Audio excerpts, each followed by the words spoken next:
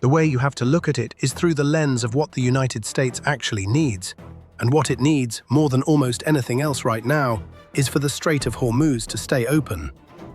Not as a matter of global principle or diplomatic posturing, but because of a very specific, very practical problem that was baked into American infrastructure a long time ago. 70% of American refineries were built to process heavy, high-sulfur crude, the kind that comes out of the Persian Gulf. The United States produces plenty of its own oil, but most of it is sweet crude, a lighter variety that requires a completely different kind of refinery to convert into diesel or aviation fuel. If the decision had been made 2 decades ago to build the bulk of American refining capacity around sweet crude, none of what is happening in that region would matter much to the economy back home. But that is not what happened. So here is the situation. The country exports its own sweet crude to Europe and other markets that have the right equipment to handle it, while simultaneously importing the heavy crude its refineries actually depend on. It is a net importer of the very thing it cannot do without. The strategic petroleum reserve does not come close to covering a prolonged disruption, and instead of quietly working to keep that channel open, the United States now finds itself in a direct confrontation with the one country that holds the most tools to shut it down. Iran's capabilities in and around that strait are not trivial. Underwater submarines, naval mines, surface-level drones, speedboats armed with anti-ship missiles, coastal defense cruise missiles, drones that can operate anywhere from 10 miles inland to 100 miles out, short-range ballistic missiles, intermediate-range ballistic missiles. Could the United States ultimately destroy all of that? Possibly. But the cost in aircraft, munitions, and resources would be staggering.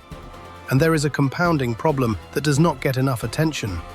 A large-scale air campaign of that kind would consume enormous quantities of aviation fuel, the very fuel that is already being pulled away from commercial flights. That is not an abstract concern. It is the kind of thing that bites back in ways most people do not anticipate until it already has. And then came the reports. Multiple sources, including statements from Iranian officials themselves, pointed to land-to-land missiles being fired toward Iran from the territory of Kuwait and, to a lesser degree, Bahrain. That was not a small development. Since the ceasefire had gone into effect, nothing like that had been seen at that level. During the main phase of the war, those kinds of strikes had happened regularly, but the ceasefire had changed the calculation. The Gulf states had, from the beginning, wanted to stay on the sidelines. None of them had wanted their soil used as a launchpad for direct strikes against Iran. That calculus appeared to have shifted, and Kuwait seemed the more certain of the two. Bahrain was harder to read, closer to a 50-50 proposition. But the implication was serious either way, because the moment a country allows its territory to be used for offensive land-based strikes, it places itself squarely in the line of fire. The expected Iranian response was not hard to anticipate. Ballistic missiles and armed drones aimed at the launch sites, at whatever high-mobility rocket artillery or guided systems had been used. And here is where another uncomfortable reality comes into focus. The United States does not have an unlimited supply of those precision munitions. Some of what had been used was no longer even in production, meaning there was no option to simply place an order for more. A significant portion of what had once been stockpiled had already been shipped to Ukraine and expended there, which naturally raised the situation in that country, where the leader had confirmed publicly that interceptor missiles for the country's air defense systems were completely exhausted, that incoming Russian ballistic missiles could no longer be shot down. That was a separate war, but the resource constraints were all connected in ways that made the overall picture considerably more uncomfortable. Back to the Strait, reports surfaced, unconfirmed and not from the most authoritative sources, though worth noting that Iran might be placing mines along the Omani side of the strait. That kind of move would not be surprising, given the trajectory of events. Iran had been willing to keep the channel open under a specific and not entirely unreasonable set of conditions. Any vessel wishing to transit would need to file a request in advance with the Persian Gulf Strait Authority, providing the name of the captain, the name of the vessel, its destination, its ownership, the nature of its cargo, and the nationalities of its crew. That was the ask, not especially burdensome on paper.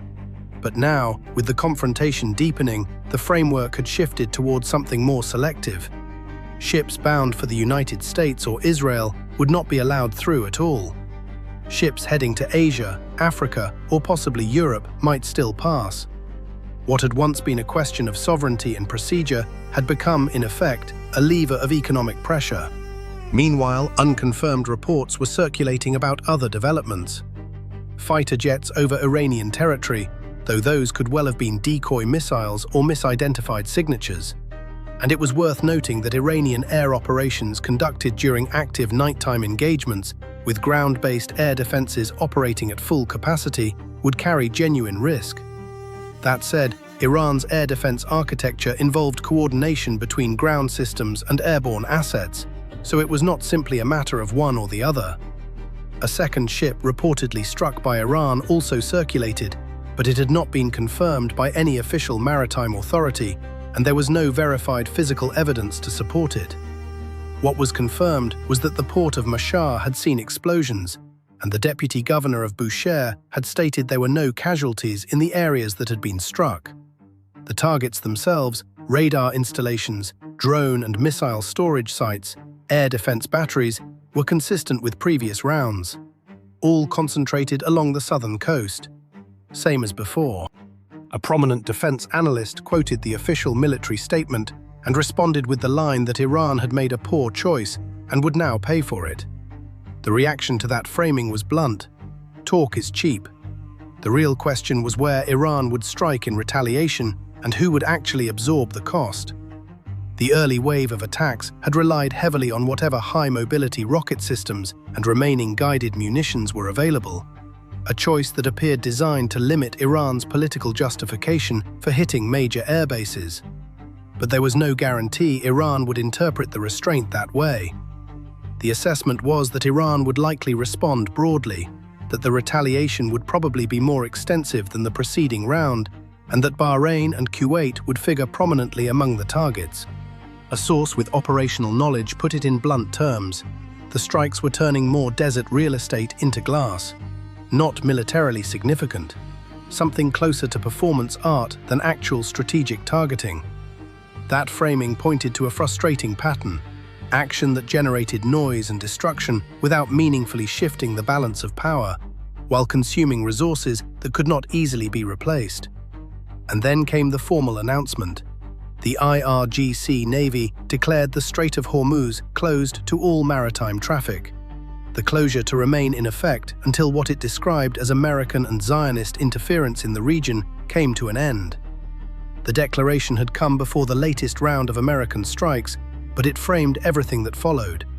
The Wall Street Journal was reporting that the administration had grown increasingly pessimistic about reaching any nuclear agreement with Iran. Iran's acting defense minister had stated publicly that not only had weapons production continued throughout the war, drone manufacturing capacity had actually tripled. On the financial side, the Treasury Department announced it would not release any of Iran's frozen funds as long as Iran continued what it described as bad behavior. Reports pointed to talks between the two sides potentially resuming in Oman shortly, though a source close to Iran's negotiating team flatly denied that any such request had been made and stated that no negotiations would take place as long as the United States held its current positions. Oman had apparently proposed a two-corridor solution during earlier discussions, a southern route through Omani waters and a northern route through Iranian waters, both operating simultaneously. Under the proposal, the southern route would reopen without transit permits and without fees, returning to pre-war conditions. The northern, Iranian-managed route would reopen under Iranian authority, but also without fees. Iran, not surprisingly, had declined to approve the proposal during the meeting and referred it back to Tehran for internal review. Tehran had now answered in a different way, by striking a ship and closing the strait. That was the response. As for a mysterious attack earlier in the week, the one the United States had denied involvement in and that Israel appeared not to have been part of, a source with close contacts in Gulf state circles told an Israeli outlet that the strike had been carried out by a single Gulf country. The obvious candidate was Kuwait. Bahrain seemed less likely to have acted independently. No other Gulf country had the motive. None of them had faced sustained strikes the way those two had. And Kuwait's willingness, confirmed later that same day, to allow its territory to be used for land-based missile attacks on Iran lent credibility to the idea that it had already been a participant longer than officially acknowledged. The earlier attack had apparently been limited enough in scope that Iran had not considered it worth a public response. But things had escalated considerably since then. The pattern was becoming almost predictable in the way that recurring bad situations become predictable. The United States strikes, Iran retaliates. The United States stands down for roughly 24 hours. Then, almost on cue, a statement surfaces, drifting out from the direction of the White House, suggesting that Iran is desperate, that the pressure has been overwhelming, that talks are back on. The timing of those statements, always arriving toward the end of the weekend, always landing just before markets open on a Monday morning, was difficult to see as coincidental. Oil prices ease, stocks inch upward. The administration claims its headline, and none of the underlying realities change. The ships in that strait do not get safer. The refineries do not get rebuilt. The munitions do not replenish themselves. And Iran, having tripled its drone production capacity, having placed weapons across multiple vectors, was not operating from a position of desperation. It was operating from a position of someone who knows the terrain, understands the constraints on the other side, and sees no particular reason to hurry. It is genuinely worth asking whether the people making these decisions fully understand what is actually at stake the next time a tanker turns toward that strait. Because the cost of being wrong is not just geopolitical. It appears at the pump, at the airport departure gate, in the price of everything that moves by truck or plane or ship. The choices made 2 decades ago about how to build a refinery, about which kind of crude to process, are now the invisible walls of a room that keeps getting smaller, and most people will not feel it closing until the moment it already has.